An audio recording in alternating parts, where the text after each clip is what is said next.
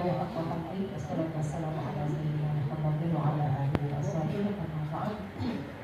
Ibu yang saya hormati, sebelumnya saya mohon maaf karena saya agak flu ya. Jadi mungkin suara saya. Bapak Ibu, ini materi kode etik yang akan saya sampaikan. Ini narasumber itu kami tim. Sekurang-kurangnya 5-6 orang gitu biasanya. Jadi berbagi ada tilawah, ada qiraat sendiri, hadis sendiri, gitu. Hafalan sendiri, kalau ada kode etik itu bersendiri. Saya komunikasi dengan beberapa hati, satu diantaranya dengan Prof. Darwis yang biasa menyampaikan tentang kode etik atau kompetensi umum tentang kehakiman ini. Tadi saya bilang ke beliau, Prof, ini saya sampaikan tidak saya share.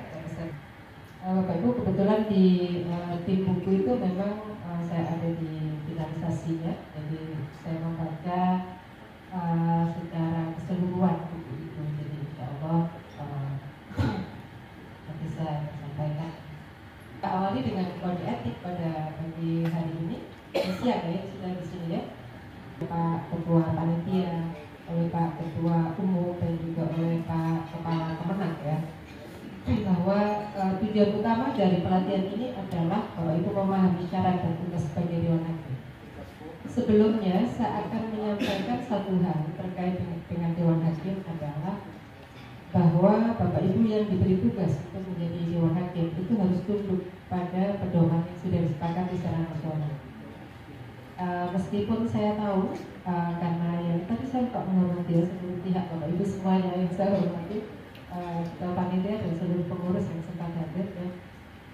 Kenapa ini saya sampaikan pertama bahwa Bapak Ibu harus tunduk pada pedoman yang sudah disepakati secara nasional. Nah, karena saya tahu bahwa yang hadir di sini adalah semuanya orang-orang pintar. Ya, semuanya orang-orang pintar. Karena semua yang hadir itu orang-orang pintar, sehingga dalam forum itu biasanya banyak pendapat. Masing-masing ingin menyampaikan apa yang diketahui. Ya. Masing-masing ingin menyampaikan apa yang diketahui dan ingin menyampaikan dari buku apa yang dibaca. Nah, Bapak Ibu, sebenarnya dalam tataran itu sudah dibahas dalam musyawarah perhakiman. Ya, lalu diambil kesepakatan dan kesepakatan itulah yang ada dalam buku pedoman. Dan pedoman yang akan saya sampaikan adalah buku pedoman yang paling akhir disepakati. Buku ini diberlakukan sejak STIH tahun 2023, kecuali hadis. Jadi hadis akan diberlakukan di masa pokok yang akan datang. Apakah nanti akan masuk dalam FTIH atau STIH masih ada? Itu saya rasa Bapak Ibu tidak perlu memikirkan itu ya, karena itu kebijakannya dari nasional. Meskipun di Rakornas Batam tahun 2023 ada usulan bahwa setiap tahun dilaksanakan MTQ, bukan lagi MTQ dan STIQ, sehingga nama MTQ diusulkan menjadi MTIH. Ya, tapi karena sampai saat ini juknis dari LPTQ nasional untuk MTQ 2024 apakah MTQ atau MTQ, maka Bapak Ibu bisa saja berpedoman tetap yang sudah berlaku selama ini. Kita tekankan, Bapak Ibu, sebenarnya hakim itu hal yang paling mendasar yang harus dimiliki adalah bagaimana dia berkomitmen terhadap keilmuan dan teknis perhakiman. Kalau tadi saya mengatakan harus tunduk pada sistem perhakiman, tidak memperdebatkan soal khilafiyah bacaan. Ya. Nah, yang saya maksudkan yang kedua ini adalah bagaimana Dewan Hakim itu dia menjaga bahwa dia akan memperlakukan, dia akan menilai peserta itu sesuai dengan apa yang didengar, ya. Karena bisa saja Bapak Ibu nilainya sambil merem gitu ya. Jadi bukan yang dilihat, tapi yang didengar. Sesuai yang Bapak Ibu dengar, dan itu apakah sesuai atau tidak dengan juknis. Jadi yang didengar Bapak Ibu itu sesuai atau tidak dengan sistem perhakiman. Ya, karena hal yang mendasar itu jangan sampai ada hakim yang dia secara keilmuan mumpuni, secara teknis perhakiman dia menguasai, tapi waktu memberikan angka itu tidak mengikuti hal tersebut. Ya, oleh karena itu Bapak Ibu, Kalau jadi hakim di kabupaten kota, maka yang dipikir adalah bagaimana kota yang Bapak Ibu diberi amanah itu dia akan bagus di tingkat provinsi. Jadi Bapak Ibu tidak lagi memikirkan bagaimana kecamatan saya bagus di tingkat kota. Oke, saya rasa Bapak Ibu paham yang saya maksudkan. Jadi semua harus berpikirnya seperti itu, berpikir bagaimana Jayapura unggul di tingkat provinsi. Kalau itu yang Bapak Ibu lakukan, insya Allah aman. Karena semua berpikirnya teks, bukan unggul dan ke distriknya, tapi berpikir bagaimana untuk Jayapura ke provinsi. Itu dia memberikan penilaian. Bapak Ibu tidak usah mengurus administrasinya. Walaupun peserta itu kelihatannya bongsor tampilnya, gitu ya, tampilannya besar, tapi kalau dia tampil, artinya secara administrasi sudah aman. Jadi Bapak Ibu tidak usah memikirkan yang lain-lain. Tugas Dewan Hakim itu menilai. Ya, yang kecil pun belum tentu dia usianya lebih muda dari yang bongsor. Ya, makanya di remaja itu kita patoknya yang penting usianya belum 25 tahun. Apakah sudah nikah atau punya anak dua atau bahkan janda, Bapak Ibu nggak punya urusan. Yang penting dia usianya belum 25 tahun. Itu supaya Bapak Ibu tidak memikirkan macam-macam. Soalnya sebelumnya banyak perdebatan, dia kan menikah, kalau itu remaja juga. Ya boleh bisa. Memahami kode etik Dewan Hakim. Nah, kode etik Dewan Hakim itu banyak, nanti di belakang akan kita sampaikan. Di antaranya apa? Yang dilarang adalah berkomunikasi, punya kepentingan pribadi, punya kepentingan golongan, punya pokoknya jadi kayak pemilu ya. Ada nggak punya kepentingan daerah? Nah, punya kepentingan kekeluargaan, punya kepentingan daerah terus ditinggalkan. Kalau dalam bayat itu tidak boleh membocorkan hal-hal yang menurut perintah, ya harus dirahasiakan. Ya kalau itu jangan membocorkan. Itu bagian dari kode etik. Nah, contohnya misalnya, kalau di rapat majelis itu ada perdebatan, Bapak Ibu cukup berhenti di majelis. Jangan perdebatan itu dibawa keluar. Tadi itu sebenarnya nggak setuju itu dia juara 2, tapi karena si A itu ngotot, nanti jadi si A yang dimusuhi daerahnya. Ya, jadi selesai di majelis selesai. Jangan yang ada di majelis itu dibawa keluar. Ya, bahkan ada yang rapat di majelis itu belum selesai, ini lagi debat antara si A sama si ini peserta yang dari mana, jadi kadang sudah bocor. Ya, yang begini tidak boleh terjadi. Oke, jadi Bapak Ibu boleh berdebat di majelis terkait dengan satu peserta, misalnya ada interval nilai yang beda jauh. Nah, menurut buku pedoman, kalau ada interval nilai yang jauh, maka harus ditanya argumennya. Tidak langsung satu turun satu naik. Misalnya tilawah, tajwid itu harusnya nilainya maksimal 30. Di penyisian sudah disepakati maksimal 29. Kok ada hakim yang ngasih nilai 29, ada yang ngasih nilai 26. Satu lagi ngasih nilai 28. Ini tidak otomatis yang 26 ini naik. Ya, tidak otomatis yang 26 ini naik. Kita tanya dulu, kenapa kok kasih nilai 26? Oke, kalau dia bisa memberikan argumen bahwa ada kesalahan di tempat-tempat tertentu dengan catatan yang akurat, ya mau nggak mau yang 29 harus turun. Jadi tidak otomatis yang ini naik, yang ini turun. Itu sebabnya dalam buku pedoman kita, nilai itu ditayangkan setelah selesai satu sesi, bukan setiap peserta tampil langsung nilainya tayang, supaya ada waktu untuk mendiskusikan ketika ada interval yang baru. Ya, jadi bukan nggak mau itu lebih objektif kalau belum tentu, karena kalau dalam sistem itu otomatis yang 26 tadi naik, padahal belum tentu yang 26 ini salah. Bisa jadi yang 29 ini karena agak ngantuk-ngantuk itu karena waktunya udah siap, ya. Jadi dia agak ngantuk-ngantuk sehingga dia mengambil aman dalam artian gini, jangan sampai orang pada betul saya salahkan sehingga aku kasih nilai itu. Yang 28 bisa saja agak ngantuk-ngantuk juga, antisipasi. Jangan-jangan tadi nggak ada salahnya, aku kasih yang aman 28. Yang 26 udah jelas dia melek dari awal, catatannya lengkap, gitu ya. Nah, Bapak Ibu kalau memang merasa ngantuk ya nggak usah ngomong-ngomong, nggak usah mempertahankan. Ya, memahami alur rekrutmen Dewan Hakim. Alur rekrutmen ini sebenarnya Bapak Ibu kalau dalam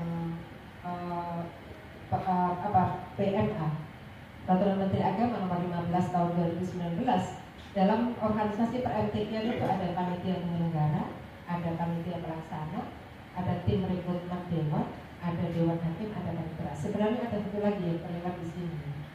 Ada majelis etik, majelis kode etik. Ya, walaupun itu di nasional sendiri belum dilaksanakan. Ya. Kalau di PMA itu ada. Dan ini nanti saya bisa kasih. Kalau panitia penyelenggara saya pimpinan setingkat. Kalau di nasional itu bukan presiden Bapak Ibu, tapi menteri. Menteri. Kemudian kalau di provinsi itu gubernur. Ini pertanyaannya mungkin kok di nasional menteri agama, kok di provinsi bukan kepala kami ya, gitu. Kan gubernur Bapak Ibu. Karena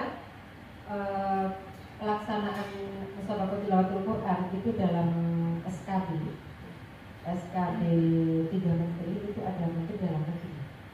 Nah, ada SKB itu ada kementerian dalam negeri satu di antaranya. Itu sebaiknya Bapak Ibu kalau di daerah saya rasa itu kerjasama sama Pemkotnya di Israel. Ada yang lewat di Sos. Ada satu daerah, satu kabupaten kota yang dia bisa melingkar anggarannya itu dengan Kesbangpol. Saya nggak tahu, tapi saya sempat tanya sama kepala Kesbangnya, kok bisa ya Bu? Soalnya daerah lain saya belum ketemu. Ternyata dia bisa. Jadi di sana itu ada satu item yang menyebut agama, sehingga dia bisa mengambil dana dari situ. Misalnya ini menjadi dewan pengawas kalau di nasional, Bapak Ibu. Jadi tim rekrutmen hakim, ini tim rekrutmen ya, panitia pelaksana itu berarti panitia yang dibentuk oleh panitia penyelenggara. Oke. Kemudian tim rekrutmen atau yang kemudian dia menjadi dewan pengawas. Ini tim rekrutmen itu dia yang merekrut hakim. Sistemnya itu kan dari daerah mengusulkan. Karena sama ya. Jadi kalau di kota itu berarti dari kecamatan mengusulkan, ya diawali dengan permintaan, bisa diawali dari permintaan, bisa juga tidak Bapak Ibu. Dan kalau menurut PMA yang mengusulkan itu tidak hanya distrik, boleh juga dari lembaga. Boleh lembaga, boleh ormas. Itu saja. Saya nggak tahu kalau di Jayapura. Tapi kalau di nasional seperti itu sesuai dengan PMA 15 tahun 2019. Selama itu qualified. Oke. Nah, tim rekrutmen itu tidak boleh menjadi dewan hakim. Dia menjadi dewan pengawas. Jadi kalau Pak Bupati, Pak Wali membentuk atau bisa juga melalui ketua umum LPTQ membentuk tim rekrutmen. Itu tim rekrutmen ini tidak boleh menjadi hakim, tapi dia menjadi dewan pengawas. Sudah ada dewan pengawas ya? Itu nggak harus banyak sih, ketua, anggota, ketua, sekretaris. Nah, baru ada dewan hakim. Jadi dewan hakim itu orang-orang yang diusulkan oleh daerah atau lembaga atau perguruan tinggi bisa, kalau dalam PMA itu disebut. Kemudian perorangan pun bisa, Oke. Diusulkan, kemudian diseleksi oleh tim rekrutmen itu, nah dia yang menjadi dewan hakim. Ya, makanya tadi tim rekrutmen itu tidak boleh jadi dewan hakim. Jadi jangan dia sebagai tim yang memilih, lalu dia sendiri yang mengerjakan, itu yang nggak boleh. Karena dia yang memilih, dia yang mengawasi siapa-siapa yang dipilih tadi itu, kinerjanya seperti apa. Ya, lalu ada panitera. Nah, panitera ini dia sebenarnya disebut sebagai organ per-MTQ khusus yang membantu dalam kesuksesan pelaksanaan MTQ, khususnya di pengadministrasian nilai yang sudah diberikan oleh Dewan Hakim. Ya, saya menyebutnya seperti itu ya, singkat. Karena Bapak Ibu paham ya. Tapi jangan dikira panitera ini kerjanya sepele Bapak Ibu. Berapapun nilai yang Bapak Ibu serahkan, kalau paniteranya ini mau sedikit saja main, ya itu bisa berbeda hasilnya. Dan kalau hakimnya tidak jeli ketika sidang, itu bisa jadi berbalik hasilnya. Ya, makanya kalau di nasional, panitera dan tim IT itu sama-sama disumpah. Ya nggak tahu Jayapura, jadi harus disumpah.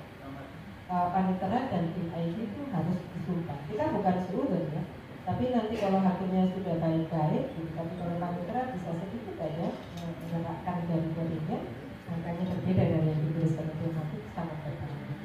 Pertama, memiliki integritas. Ini pasti lah. Terus kita saja, karena saya ini bukan hal yang baru, memiliki kepribadian yang tidak tercemar. Ini dalam segala hal. Ya. Di antaranya dia tidak pernah melakukan pelanggaran terkait dengan perhakiman. Kalau memang dia pernah melakukan pelanggaran itu bisa ditegur langsung, bisa disanksi 1 tahun, bisa 3 tahun sampai 5 tahun tidak boleh jadi hakim. Tidaknya terbukti jelas dia melakukan pelanggaran. Memiliki sikap adil, tidak delegasi, memiliki kompetensi minimal 1 cabang. 1 cabang, ini idealnya begitu Bapak Ibu. Tapi kenyataannya banyak hakim yang misalnya dia pernah juara tilawah. Oh maaf nih ya, dia pernah juara tilawah. Dalam tilawah itu ada 4 komponen yang dinilai. Ada tajwid, ada maslahah, ada lagu, ada suara. Tapi tidak sedikit seseorang, saya sebut gitu. Dia misalnya diminta jadi juri fasahah di tilawah. Itu banyak yang tidak bersedia. Ya. Tapi kalau di lagu dan suara biasanya selalu bersedia untuk qori-qori'ah. Ini tidak semuanya, tapi ada tertentu. Nah, ada orang yang memang dia punya kemampuan fasahah yang bagus, tapi dia di penguasaan lagunya terbatas. Artinya apa? Memiliki minimal 1 cabang. Ini sebenarnya juga masih agak berat. Ya. Dalam artian belum tentu 1 orang ini dia memiliki 4 kompetensi tadi itu yang kumpul dalam 1 orang. Misalnya bisa dipahami ya. Sehingga memiliki kompetensi minimal 1 cabang ini agak berat sebenarnya. Tapi ya diupayakan seperti itu. Kalau ada, itu harus menjadi prioritas. Nah, cabang ini kalau di tilawah, qiraat itu cabang dari golongan dari cabang tilawah. Jadi di qiraat itu kan sekarang ada di tilawah atau seni baca itu sekarang ada tartil, ada tartil qiraat remaja, ada tartil qiraat dewasa, ada qiraat mujawwad, ada anak-anak, ada remaja, ada tunanetra. Ke depan diusulkan ada murattal tunanetra. Ya, dalam buku yang baru itu Bapak Ibu nanti akan lihat ada murattal untuk tunanetra. Entah kapan dilaksanakan, tapi yang pasti di dalam buku 2023 itu sudah ada. Nah, bedanya apa? Kalau di tilawah itu tunanetra boleh membaca, boleh hafalan. Walaupun selama ini yang banyak hafalan, kalau di Quran. Nah, kalau murattal nanti itu dia harus membaca, sehingga dia menggunakan braille. Ya, itu sudah ada. Mushafnya di Kementerian Agama sudah ada. Tapi pentasnya mushaf Al-Quran sudah ada produk itu. Saya di Papua pun qiraat belum pernah dilombakan. Bapak Ibu sebenarnya kalau mau itu ya mempersiapkan SDM-nya, qiraat itu sederhana saja sebenarnya. Saya ambil contoh dari fak-fak itu berarti Papua, sekarang Papua Barat, masih Papua Barat. Karena ini nanti tanggal 3 itu saya ke Papua Barat dulu. Jadi mereka LPTD provinsinya sudah terbentuk dan akan diadakan semacam ini, tapi untuk tingkat provinsi. Saya ambil contoh jadi Bapak Ibu, kalau misalnya mau dijadikan model bisa dilihat. LPTD fak-fak itu pernah mengirim 5 orang pesertanya, 5 kalau nggak salah, seingat saya 5. 6 ini yang satunya ini tadinya dikirim untuk pelatihan KTIB, karya tulis ilmiah Al-Quran. Tapi saya bilang, setelah saya cek potensinya, kamu kayaknya agak berat kalau di KTIB dari sisi wawasan menulisnya. Akhirnya saya sarankan aja, gimana kalau ikut pengetahuan tenaga. Akhirnya dia mau ikut pengetahuan tenaga 6 orang.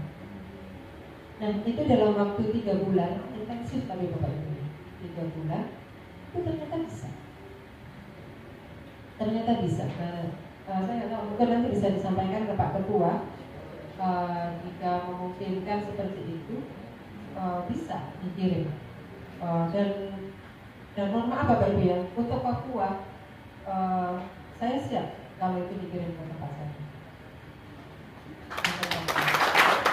Yang kita tulis harusnya Kokom punya, Sada Kokom. Ada 2 modul 1, modul 2 yang kita punya, dan itu saya gabung dengan Ustadz Muslim. Kan sempat dapat gak ya yang buku yang sampingnya, yang mushaf yang sampingnya ada penjelasan qiraatnya?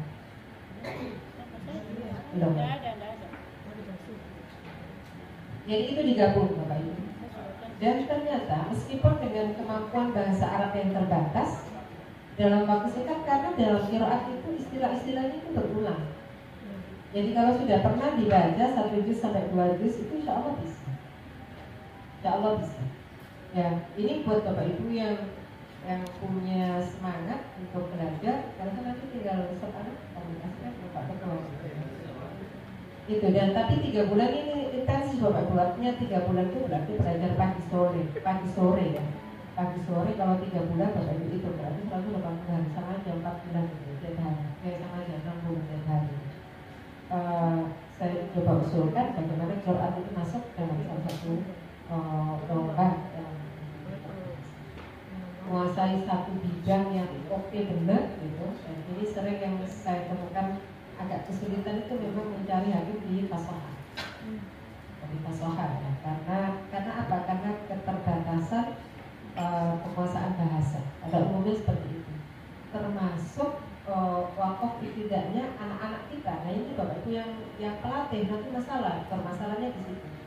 Karena kalau saya misalnya melatih tahqiq terus 1 saja saya peserta 20 juz, 1 saja saya menemukan wakaf yang tidak pas, itu catatan saya 1 saja harus disimak dari awal sampai akhir. Harus disimak dari awal sampai akhir. Nggak ada cara lain. Yang baru saja ya. Kalau yang sebelumnya di Kalimantan itu sampai peserta ke-7 bahkan ke-11 itu semuanya lancar, tidak ada dalilnya sama sekali.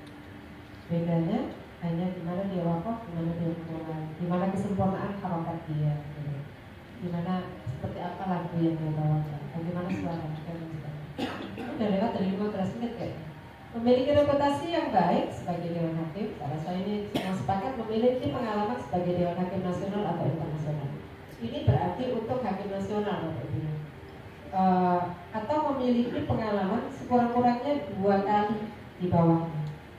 Jadi kalau di buku pedoman ada. Jadi kalau Bapak Ibu menjadi hakim di kabupaten kota, sekurang-kurangnya pernah 2 kali di distrik. Kalau ke provinsi sekurang-kurangnya pernah 2 kali di kabupaten kota. Rincian persyaratan ya, ada ya, gitu ya. Sehat jasmani dan rohani, oke, salah. Nah, ini Bapak Ibu, sehat jasmani dan rohani ini tidak mesti muda ya. Makanya waktu di musyawarah perhakiman sempat diperdebatkan, di mana kalau di hakim ini kita batasi maksimal usianya berapa waktu dia berusia 70 atau berapa gitu. Ini saya beberapa kali menemukan persoalan keterlambatan itu ternyata bukan yang senior, bukan yang sepuh-sepuh, tapi justru yang muda-muda. Kan di sini sama juga. Oh, ternyata sama. Apa mungkin karena yang muda ini mandinya lama gitu, karena banyaknya harus diperhatikan, harus wangi dulu, harus kayak apa juga kan? Mandinya lama, dandannya lama gitu. Ya. Sehingga batasan usia itu tidak kita setujui ya itu. Ya, belum lagi yang ada di musyawarah tentu banyak yang sekolah. Itu kalau saya sih ya sebagai bentuk penghargaan kita ya, maksudnya MTQ ini kan tidak hanya lomba, tapi yang paling penting adalah bagaimana silaturahmi kita. Ya, bagaimana itu terbangun. Makanya kalau memungkinkan misalnya MTQ tingkat Kota Jayapura, itu sebelum MTQ itu idealnya ada forum silaturahmi para pejuang Al-Quran, undang seluruh Jayapura. Gak mesti mereka jadi dewan hakim, tapi dibuat forumnya, tak apalah modelnya, mungkin ngobrol-ngobrol gitu, atau mungkin ngopi-ngopi, tapi diberikan forum ini bisa diusulkan. Nah, sehingga ada waktu ketemu, kurang-kurangnya 1 tahun sekali ketemu. Saya rasa Kementerian Agama pun berkepentingan untuk itu. Nanti kalau para pemenangnya ada di sini, bagus. Saya ngomongnya lebih enak juga. Tidak harus berhenti dulu, baru ada yang menggantikan, bukan gitu. Bapak Ibu di Syarhil Quran itu, nanti kalau Bapak Ibu lihat, itu PPT yang dibuat oleh peserta yang saya latih. Ya, peserta yang saya latih. Dia pensyarah DKI, tapi dia secara personal memang mumpuni dan memang mampu. Kemarin di tim penyusunan buku pedoman, menurut saya memang dia pantas untuk di situ yang masuk. Jadi PPT itu dibuat memang bagus. Penguasaan bahasa Arabnya bagus, bahasa Inggrisnya mulia, untuk menyusun teks bagus, dan ketika dia tampil mempraktekkan pun dia bisa. Nah, jadi kalau Bapak Ibu lihat di buku pedoman itu ada 2 nama yang disyarhil Quran, ada Rita Damasari, ada Maria Diktia, itu dua-duanya pensyarah dan pernah juara nasional. Dan tidak hanya sekedar pensyarah, dia mampu menyusun naskah dan dia mampu menampilkan dengan baik, dan dia sekarang dua-duanya sebagai tampil. Ya, artinya apa? Jadi saya jangan saya berpikir bahwa saya akan terus ada. Kan kita nggak tahu kapan batas kita. Kalau saya lebih senang melihat ada generasi saya yang sudah mampu tampil dengan baik, dan saya bisa menyaksikan itu. Tanggung jawab ini bisa dibaca. Saya memiliki ilmu yang memadai tentang objek yang dinilai. Ya, memiliki ilmu tentang objek yang dinilai dan harus menguasai teknis penilaian. Memiliki ketelitian dan kecermatan, pasti memiliki ilmu, kecakapan dan kemampuan untuk menerapkan sistem perhakiman. Kita bisa singgung. Intinya sebenarnya itu Bapak Ibu. Jadi punya ilmunya, menguasai teknis penilaiannya, dan dia menerapkannya dalam penilaian. Oke, dia menerapkannya dalam penilaian. Karena yang dikhawatirkan itu tadi itu, dia punya ilmunya, dia menguasai teknis perhakimannya. Tapi waktu pelaksanaan penilaian ternyata tidak dilaksanakan, karena ada kepentingan-kepentingan lain yang dia dulukan. Karena ada bisikan sana sini, yang kemudian itu dia dengarkan. Bapak itu kalau jadi hakim nggak usah mendengarkan bisikan. Ya didengarkan tapi jangan dikerjakan. Karena menjadi dewan hakim setingkat bahwa minimal 3 kali atau sekali yang setingkat ya. Ini 3 kali. Saya tadi punya 2 kali. Saya ingat saya 2 kali. Pernah mengikuti pelatihan perhakiman sesuai dengan tingkatannya. Ini idealnya. Artinya tidak stabil. Ya. Jadi itu bisa dijadikan argumen untuk mengurangi karena tidak stabil. Padahal secara kaidah kan itu betul. Memang boleh milih kok, boleh 2, boleh 4, boleh 6. Tapi kan dalam musabaqah tidak seperti itu. Ya. Lalu tugasnya apa? Memberikan penilaian. Pasti ini Bapak Ibu bisa baca nih ya, supaya nggak berlama-lama tugasnya. Pasti tadi saya sudah katakan. Wajib menaati kode etik tadi sudah disahkan. Nah, kode etik dalam bentuk kewajiban melakukan tugas penilaian. Saya rasa ini dibaca saja ya. Saya nggak perlu berlama-lama. Udah lewat ke saat nanti kalau silakan Bapak Ibu baca-baca. Ini sanksinya ya. Tadi saya sudah sampaikan. Iya, nanti akan bisa insya Allah. Bapak Ibu, kemudian tadi ketentuan umum ada waktu kalau masuk kita lanjutkan.